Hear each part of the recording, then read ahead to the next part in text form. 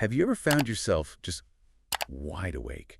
Middle of the night, maybe 1 a.m., then get around 3, maybe once more, just as the sky starts to lighten. The feeling, eyes wide open, the world's totally dark, but your mind is just whirring away, Mm. even though your body is absolutely aching for sleep. Mm. It's a feeling so many of us know, right? And especially for adults over 60, this kind of broken sleep, it feels almost universal. Hmm. But we often just brush it off, don't we? Yeah, we do. Like, oh, it's just aging, an unavoidable thing. Right. And what's truly fascinating, I think, is how sleep, particularly as we get older, it really becomes more than just hitting the reset button each night.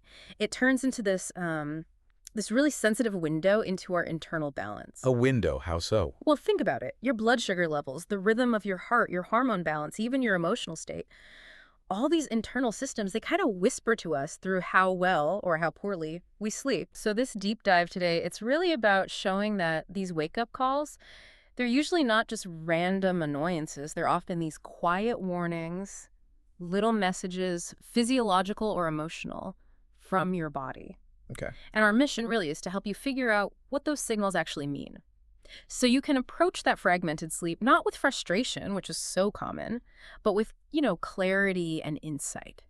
Wisdom, even. And that's where it gets really insightful, I think. Yeah. Because if you are waking up multiple times a night, consistently, your body might be trying to tell you some really important things. Mhm. Like maybe, hey, your heart needs a bit less pressure.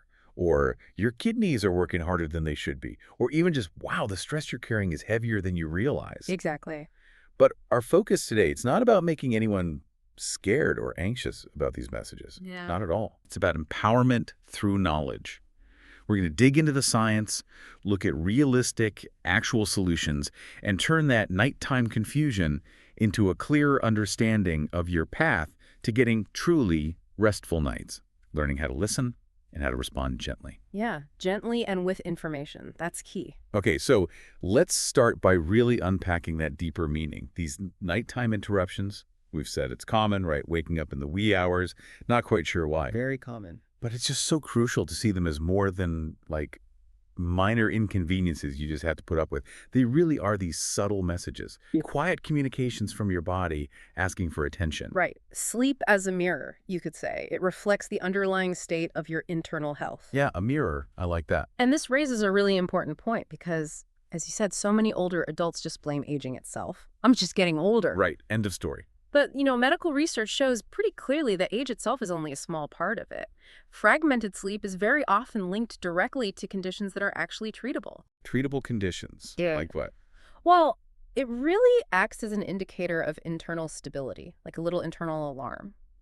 So, for instance, those restless nights could be hinting at things like undiagnosed sleep apnea, which we'll definitely get into. Okay. Or for men, maybe prostate enlargement causing those bathroom trips.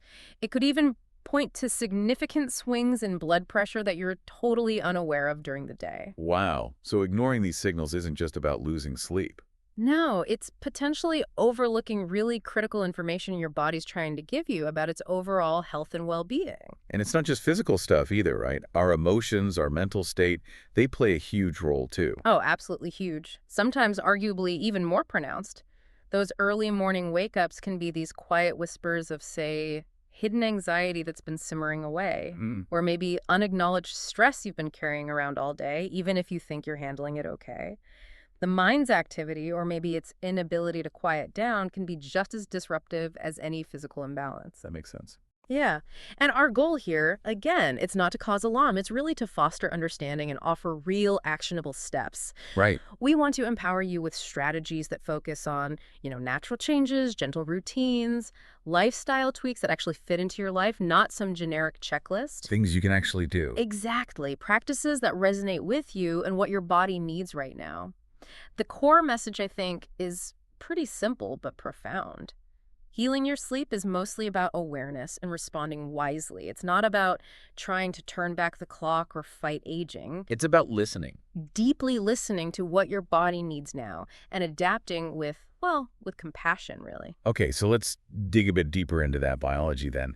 How sleep itself actually changes as we age. It's fascinating, isn't it, how different it can be? It really is. Like, think back to your 30s or 40s. For most people, that deep restorative sleep, it felt like a big chunk of the night. It was heavy, solid. Yeah. You woke up feeling genuinely refreshed. Right, that solid block. Yeah. But by the time we hit our 60s, 70s, beyond that same really deep sleep, it just gets harder to reach and often much harder to stay in. Mm-hmm. We tend to spend a lot more time in those lighter stages of sleep, don't we? The ones that are just more easily disturbed by, a noise outside or even just an internal shift. Exactly. Those lighter stages become much more prominent in the overall sleep architecture, and this fundamental shift is very strongly linked to the natural decline in melatonin. Melatonin, the sleep hormone. That's the one. Think of it like this gentle evening tide in our younger years. It naturally floods the bloodstream as it gets dark, sending this really powerful signal to the body and brain. Okay, time to wind down, prepare for rest. Right. But as we age, that natural tide, it slows down. Research shows the pineal gland, which makes melatonin, can actually calcify a bit. Its enzyme activity reduces. The signal just gets weaker. So you don't get that strong go-to-sleep message anymore. Exactly. And that weaker melatonin signal can leave you feeling kind of persistently half awake, even when your eyes are shut. It makes those already lighter sleep stages even more vulnerable to waking up. Understanding that this is biology, it's the first step to adapting. So, okay, it's not a personal failure. It's not that you're broken. Not at all. It's just biology changing. I hear from so many older adults who say, I fall asleep fine, but then boom, 2-3 hours later, I'm staring at the ceiling. That's a classic pattern. So the real insight here is learning to adapt with this new rhythm, not fighting against it constantly. Precisely. Fighting it is exhausting and usually futile. So what does adapting actually look like? Where do we start? Well, fundamentally, it starts with consistency. That sounds simple, maybe even boring, but it's incredibly powerful. Consistency in what? In your sleep-wake times. Aiming to go to bed and wake up around the same time every single day. Yes, even on weekends. The weekend challenge. Yeah, I know, but that consistent pattern is maybe the strongest signal you can send to reset and reinforce your internal body clock, your circadian rhythm. It tells your brain very clearly when it's time to be alert and when it's time to power down. Okay, consistency. What else is key for adapting? Well, if we connect this to the bigger picture, managing light exposure is absolutely crucial, getting natural sunlight in your eyes early in the day. That morning sunlight. Yes, ideally within the first hour or so of waking up, it acts like a strong anchor for your circadian rhythm, sends that powerful it's daytime signal, boosts alertness, and actually helps time your melatonin release correctly for later that evening. Okay. And the flip side, avoiding light at night. Exactly. Avoiding bright artificial lights, especially that blue light from screens, phones, tablets, computers, TVs in the hours leading up to bed is just as vital. Why blue light specifically? Blue light is particularly good at suppressing melatonin production. It basically tricks your brain into thinking it's still daytime, even when it's 10 p.m. Right. So these practices, the consistency in the light management, they become kind of like your new melatonin cues. That's a great way to put it, yeah. Yeah. They help guide your body back towards a more natural sleep-wake cycle, compensating for that weaker internal signal. And we also need to talk about what you call pre-bed kindness, right? Those gentle choices we make before sleep. Yes, absolutely. It's about treating that pre-sleep period with intention. So avoiding heavy, rich meals too close to bedtime. Give your digestion a break. Okay. Maybe some gentle stretching or restorative yoga. Nothing strenuous, just releasing tension. And crucially, putting away all screens. Phones, tablets, e-readers. Get them out of sight, ideally for at least an hour, maybe even 2 before you plan to sleep. An hour or 2. That can be tough for people. It can be, but it makes a huge difference. These seemingly small rituals, they aren't just nice-to-haves. They actively trigger the biological processes your body used to handle more automatically. They signal, it's safe now, you can unwind, you can transition to rest. Okay, so you do all this, you adapt, but inevitably, you still might wake up sometimes in the night. How do you handle that gracefully? That's key. Handling the wake-ups with grace. First, understand that 1 or 2 brief awakenings per night are actually pretty normal as we age. The real challenge isn't usually the waking itself, it's getting back to sleep. Right, lying there getting frustrated. Exactly. And that's where the 20-minute rule is so helpful. If you find yourself awake, tossing and turning, checking the clock for more than about 20 minutes, Get up. gently, yes, get out of bed, keep the lights super dim, maybe use one of those warm red tone nightlights if you need one, go to another room. And do what? Not start cleaning, I assume. Definitely not. Engage in something quiet and non-stimulating. Read a physical book. Listen to some soft, calming music. Do some slow breathing exercises. Okay. Only go back to bed when you genuinely feel sleepy again, when your eyelids feel heavy.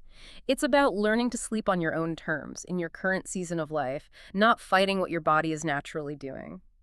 This reduces that performance anxiety around sleep. Performance anxiety about sleep. That's a real thing. Oh, it's huge. This approach helps take that pressure off and allows for a much more peaceful transition back to rest if and when you need it.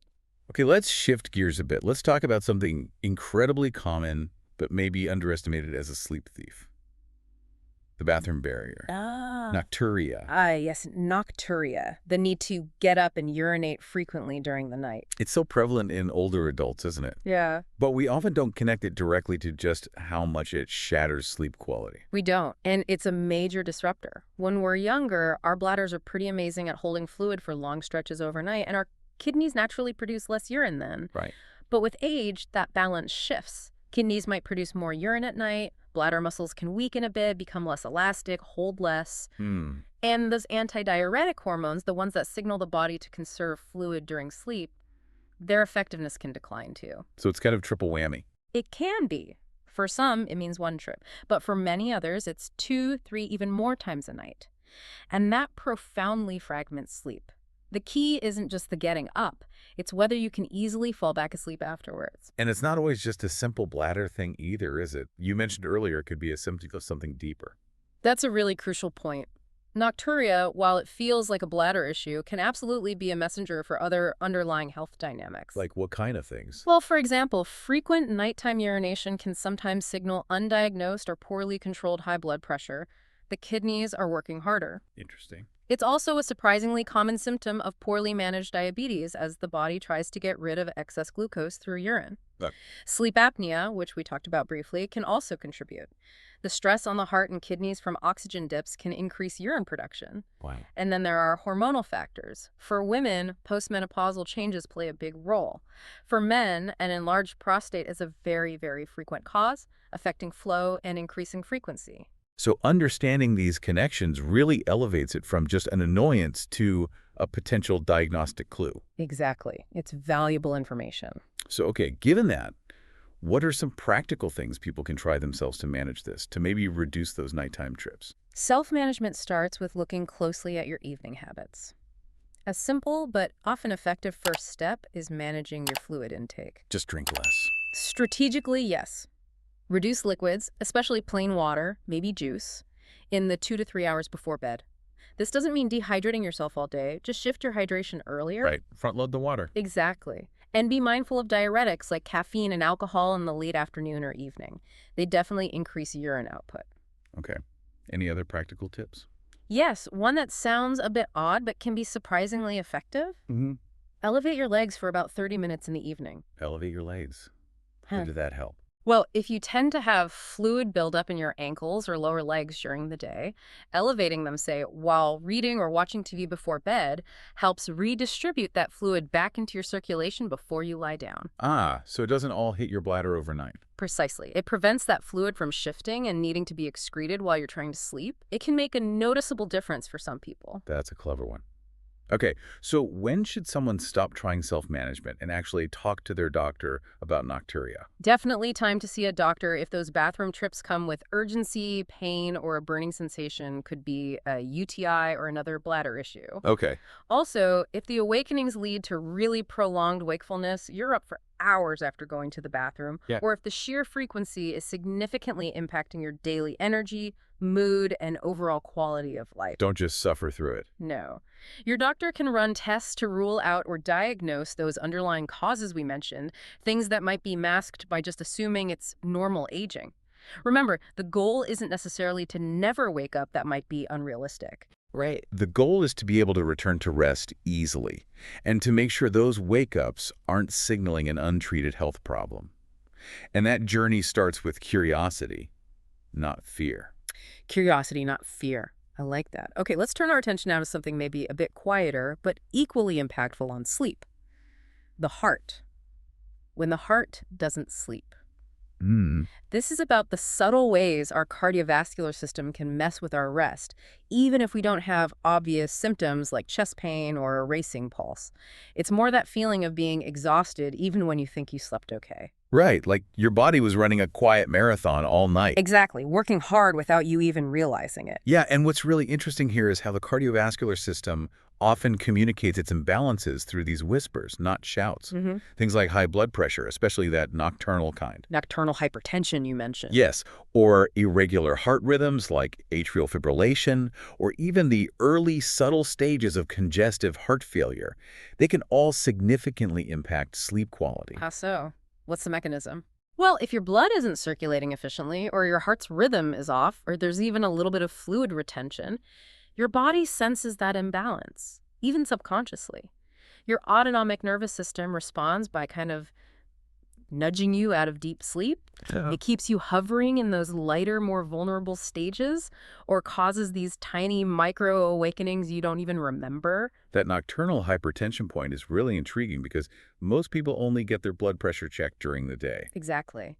Nocturnal hypertension is when blood pressure spikes specifically at night instead of dipping like it normally should. It's often completely missed by daytime checks. And the symptoms are subtle. Very. It might show up as fragmented sleep, maybe unusually vivid or disturbing dreams, or waking up with an unexplained pounding headache. People often only discover it after prolonged, unexplained exhaustion prompts their doctor to suggest overnight monitoring. So it's a silent disruptor. Very much so. And it's important because high blood pressure stresses the whole system, making restful sleep much harder to achieve. And you also mentioned fluid retention, especially with heart failure. Yeah. How does that play out at night?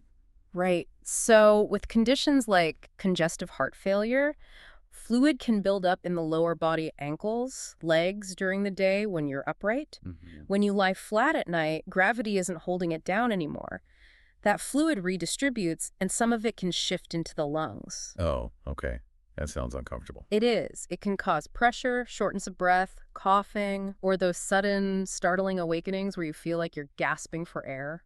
Explains why some people need to sleep propped up. Exactly. Sleeping with multiple pillows or even in a recliner isn't just about comfort for them. It's often a physiological need to ease breathing by keeping that fluid from pooling in the lungs. It really connects back to that bigger picture. Sleep isn't just rest, it's restoration. Yeah. And the heart is the drummer setting the rhythm for that restoration. If the beat is off, your sleep will echo it, subtly but powerfully. So understanding this connection, what can listeners do? How can they monitor their heart health in relation to sleep?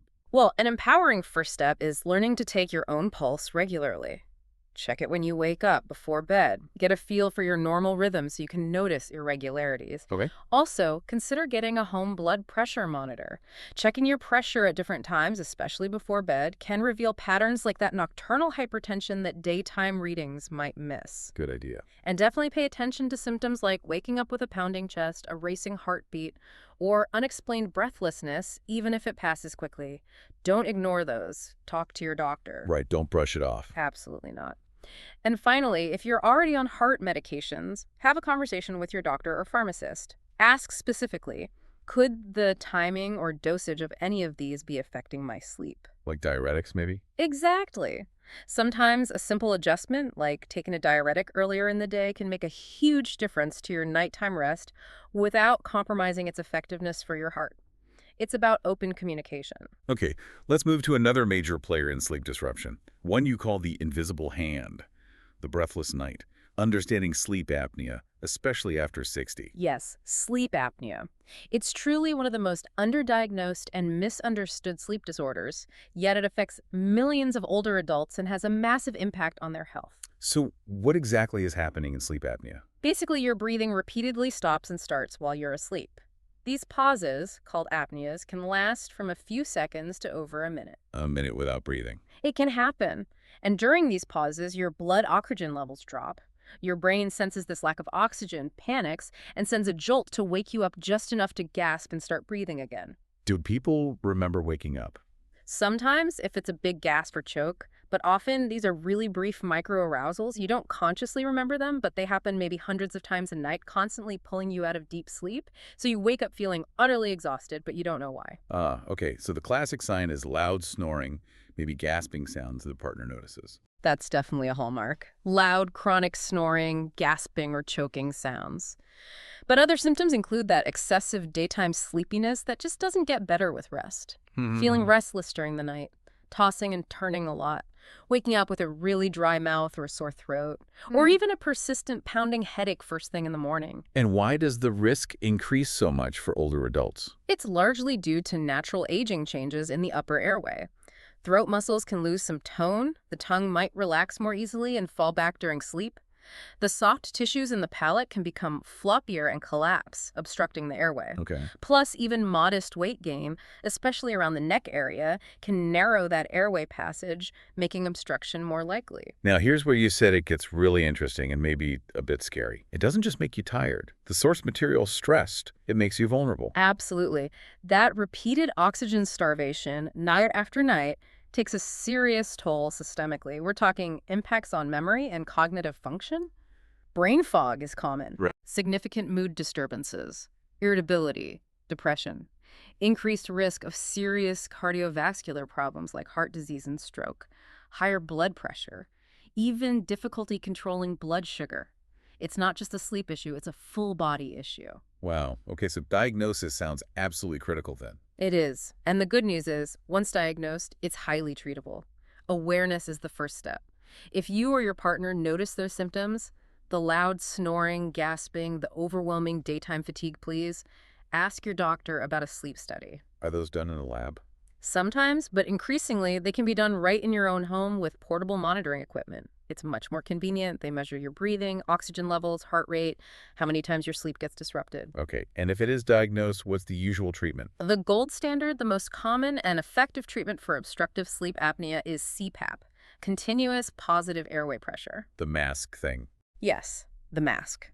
You wear it over your nose or mouth while sleeping, and it delivers a gentle, continuous stream of air pressure. That air acts like a splint to keep your airway open, preventing it from collapsing. Does it take getting used to? It definitely can. There's an adjustment period. Hmm. But for countless people, CPAP is genuinely life-changing. They report dramatic improvements in energy, concentration, mood, and overall health markers, often within just weeks. Are there other options besides CPAP? Yes, depending on the severity and cause. Mhm. Things like strategic weight loss can help significantly. Making a conscious effort to sleep on your side instead of your back can make a difference for some. And there are also special dental devices that reposition your lower jaw slightly forward to help keep the airway open. Okay. The fundamental principle is just that breathing shouldn't be a struggle, especially during sleep. Getting enough oxygen is vital. Right. Okay. Let's shift now to those nights. The ones where you're physically comfortable, it's dark, it's quiet, but your mind just will not shut off. Those thoughts flickering like candle flames. The busy mind at night. Yeah. The emotional weight we carry into the dark. It's such a powerful factor, and if we connect this to the bigger picture as we get older, our emotional landscape naturally gets richer, more complex, we've lived more life. More memories, more losses made. Exactly. More memories, more responsibilities perhaps, often more experiences of grief and loss. And alongside the joys, those accumulated sorrows or unprocessed changes can weigh heavily. Night is when they surface. For many people, yes. The quiet stillness of night becomes the only time these things really rise up. During the day, we're busy, distracted, Right. but in the dark, the mind opens that drawer. And what's inside? Maybe quiet regrets, lingering sadness over a loss. Subtle anxieties about the future can powerfully keep us awake. Not necessarily with panic, but with a persistent quiet ache or restlessness. And you mentioned it's not always like diagnosable anxiety or depression. It can be more subtle. Exactly. Sometimes it's what you might call unprocessed change. The huge shift after losing a spouse, the emotional toll of moving from a beloved family home, the complexity of retirement, which isn't always the easy street people imagine, or even just feeling a bit adrift or irrelevant sometimes. These big life transitions, even if you feel you're coping okay during the day, they impact your nervous system. How does that show up physically at night? It might be subtle tension in your body as you try to fall asleep. Maybe your breathing becomes shallow without you noticing. Or you wake up in the early hours, 3 or 4 a.m., with your mind quietly racing, a sense of unease you can't quite pin down. These are signs your system might be holding emotional signals it needs help releasing. It really underscores that sleep isn't just biological. It's profoundly emotional. And sometimes healing your nights really means listening more closely to your heart than just focusing on sleep habits. So understanding that, what are some gentle, practical ways to help release that emotional weight and find more calm at night? Creating gentle evening rituals that signal safety and peace is key. Maybe try journaling for 10-15 minutes before bed. Just writing down thoughts, worries, reflections without judging them. Getting them out of your head onto paper can be surprisingly helpful. Right. Listening to slow, calming instrumental music or nature soundscapes can soothe the nervous system. Yeah. And breath work is incredibly powerful, specifically deep diaphragmatic breathing. Inhale slowly through your nose, feel your belly rise, then exhale even more slowly through your mouth, making the exhale longer than the inhale. Why the longer exhale? That longer exhale actively stimulates the vagus nerve and kicks in your parasympathetic nervous system, the body's natural rest and digest or calming system. It sends a direct physiological signal: slow down, you're safe, no danger here. That's fascinating. Direct signal to calm down. It really works. And what if the emotional weight feels like too much to handle alone with these techniques? Then seeking support is a sign of strength, not weakness. Talking with a counselor, a therapist, or joining a support group, especially one for older adults facing similar life changes, can be transformative. It's not about making the feelings disappear. No, it's about giving them a safe space to be heard, acknowledged, processed, somewhere for them to rest, essentially. Because ultimately, deep sleep is really about trust. Trust. Trust that your body is safe, trust that your mind can release its guard duty, trust that the world will still be there in the morning. When you rebuild that fundamental sense of trust, bit by bit, the night stops feeling like an enemy and starts to feel like a welcoming space again. Rebuilding trust with the night. I like that framing. Okay, let's unpack another crucial area, one that might be hiding in plain sight. Medications that could be stealing your sleep. Yes, the medicine cabinet culprits. Right. Pills may be prescribed to help with one thing, but quietly disrupting the very sleep you're trying so hard to protect. And what's really key to understand here is how our sensitivity to medications changes as we age. Our bodies just process things differently. How so?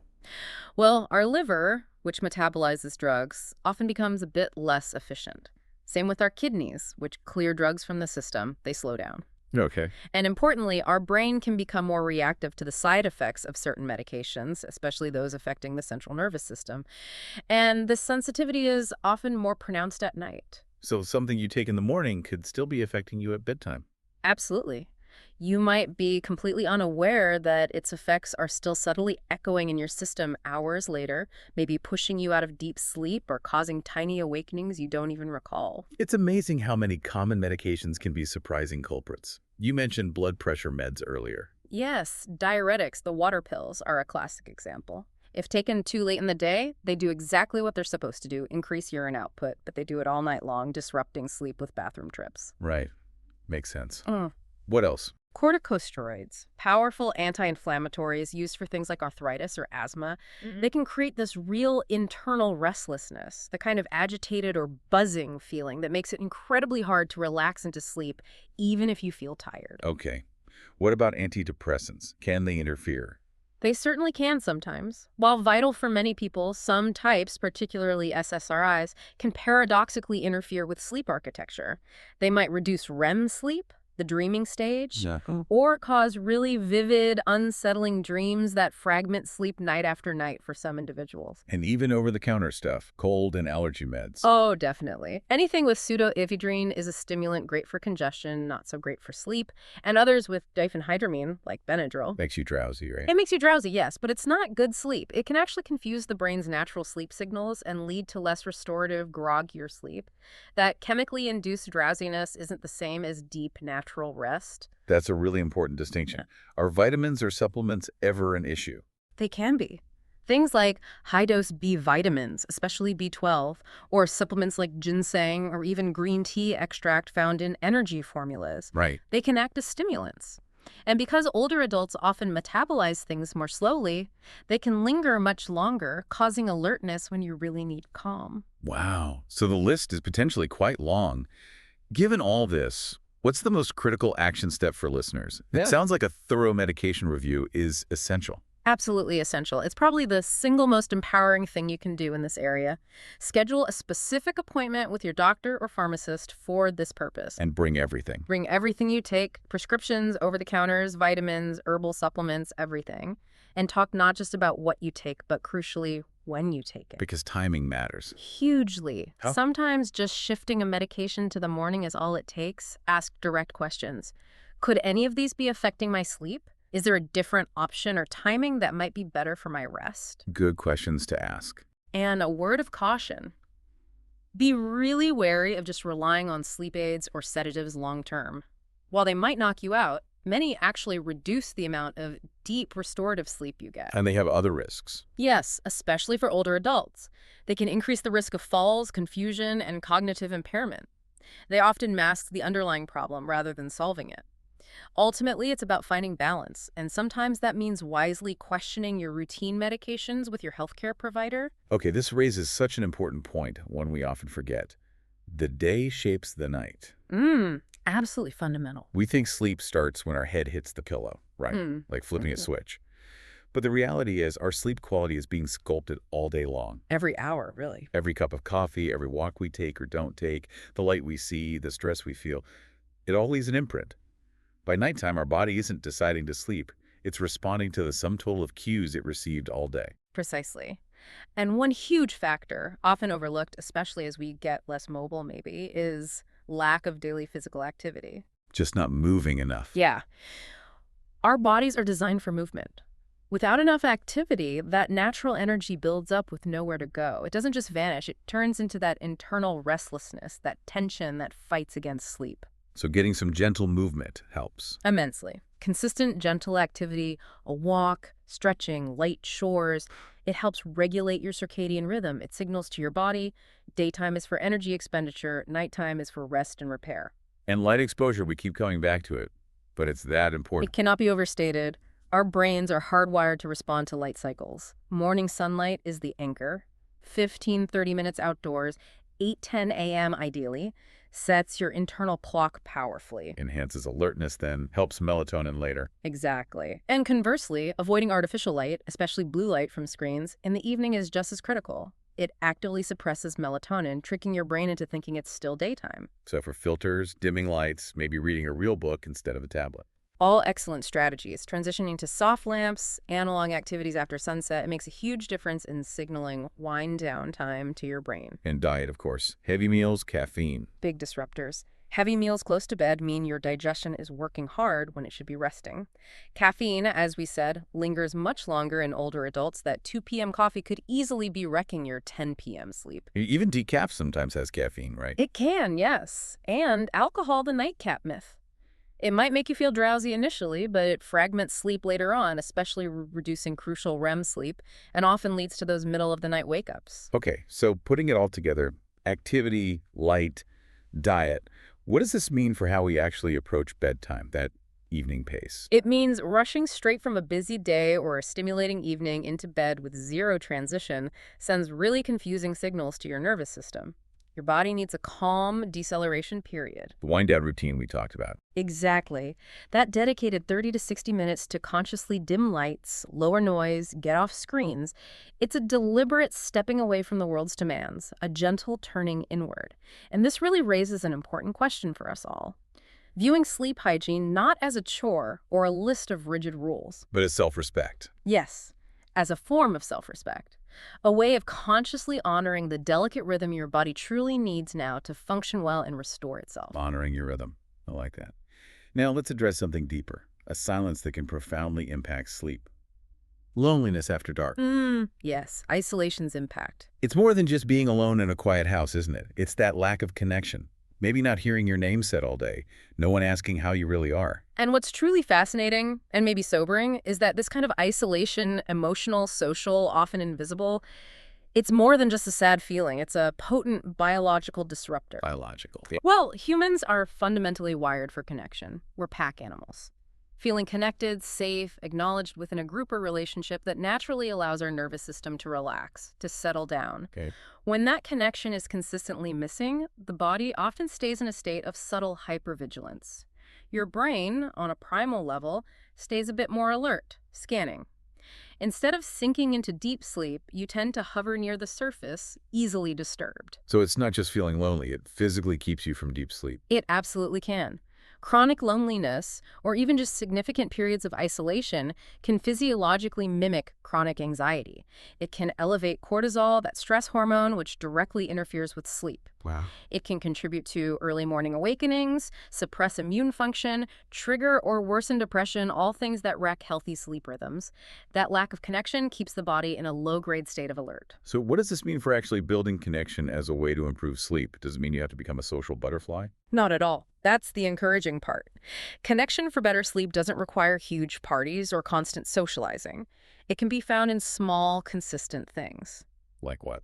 A daily phone call with a friend or family member, the steady companionship of a pet, writing or receiving letters, even just a brief, friendly chat with a neighbor during a walk. Those small touch points matter. Immensely, they send powerful signals.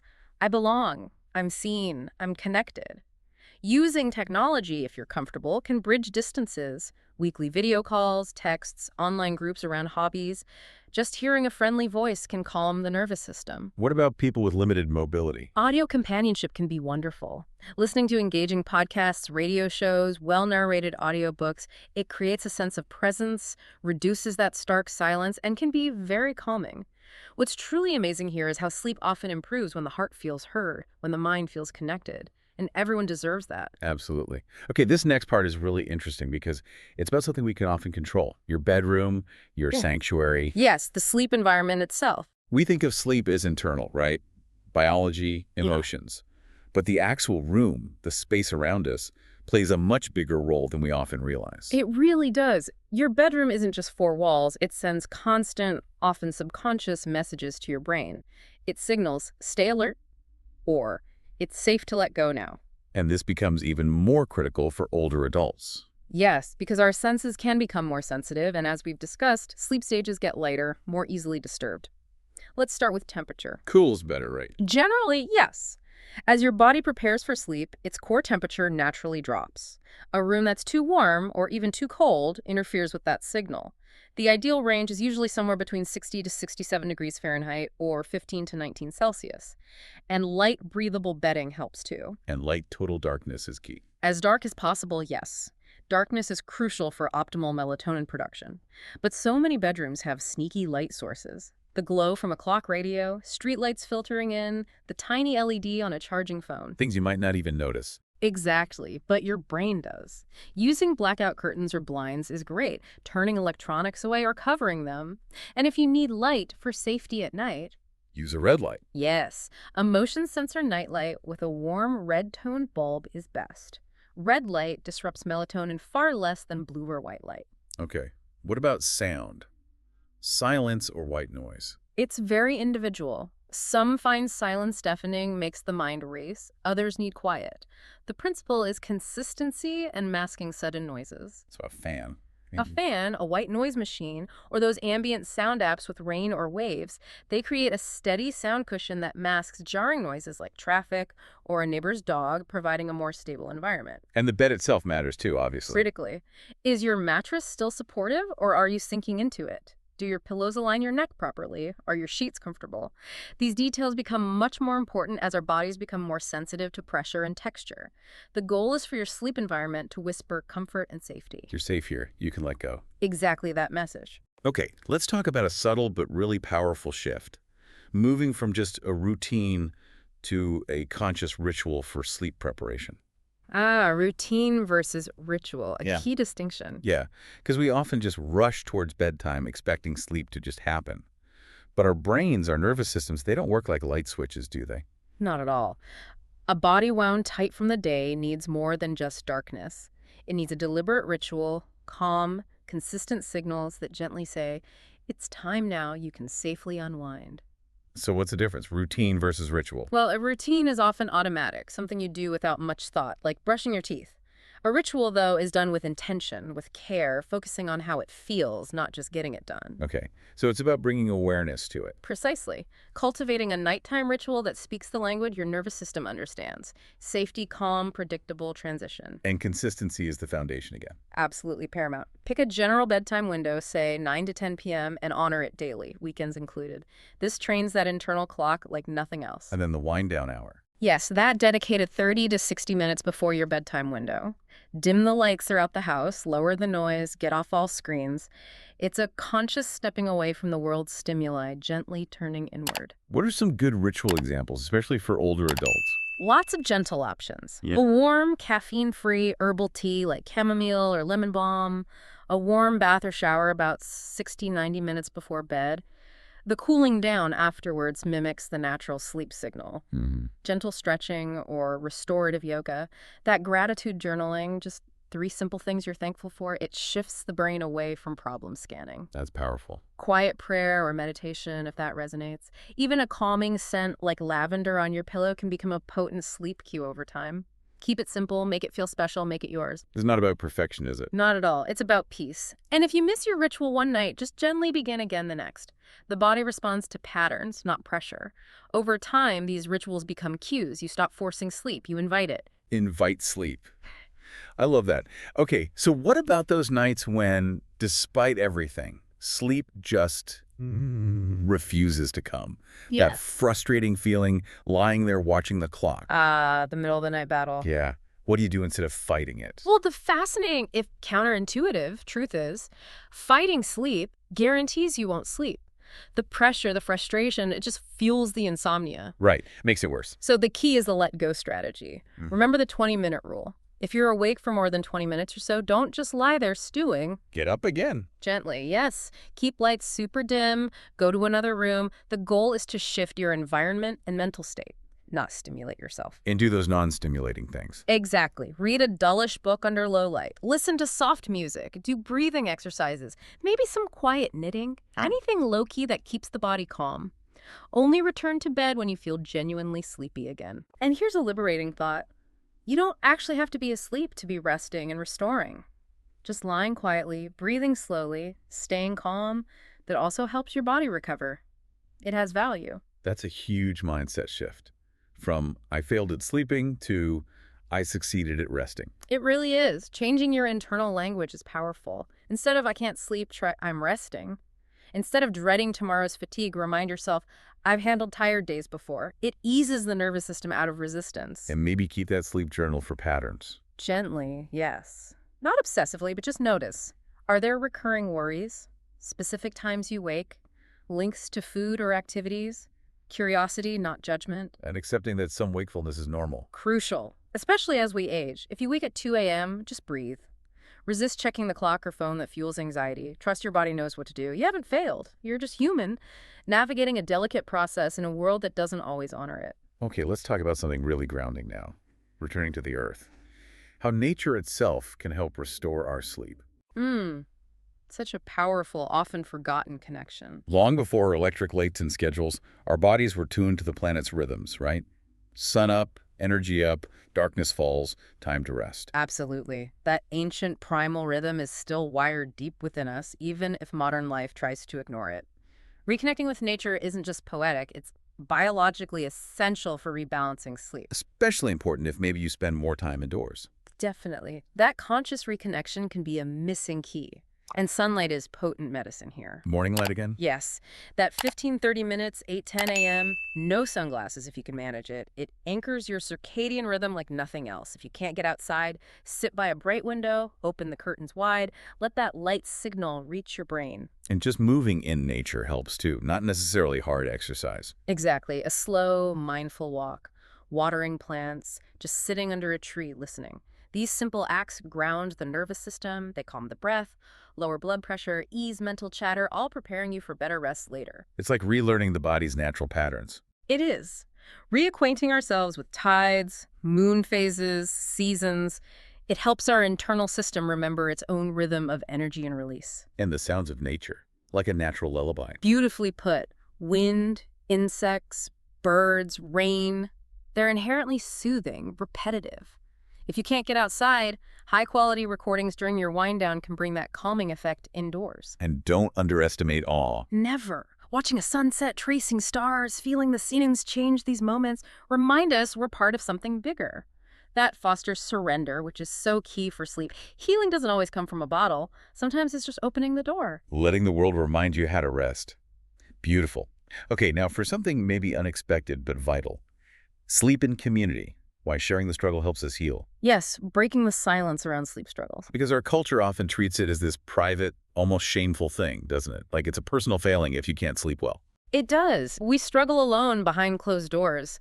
But what if that very isolation makes the problem worse? The truth is, you are so far from alone. Millions of older adults are lying awake, wondering what's wrong with them. So talking about it is strength. Absolutely. It's often the first step towards understanding, finding solutions, regaining control. Imagine a friend sharing a meditation that helped them, or a neighbor mentioning a simple medication tweak their doctor suggested. You learn from each other. Exactly. When you share your experience, you invite others to share theirs. You create this soft support net. Sleep becomes something we seek together as a community, not just as isolated individuals. And this is crucial within close relationships, too, with partners, family. Oh, hugely. Sleep struggles can feel isolating even when you share a bed. Guilt about disturbing your partner, frustration, carrying that silently is heavy. Talking openly, this is what I'm going through, this is how it feels, this might help, fosters understanding and shared solutions. And maybe talking to kids or grandkids. Yes. Help them understand how sleep changes. Ask for flexibility with visits or calls. Often younger generations just don't realize how fragile sleep can become until we invite them to care about it with us. Are there community resources for this?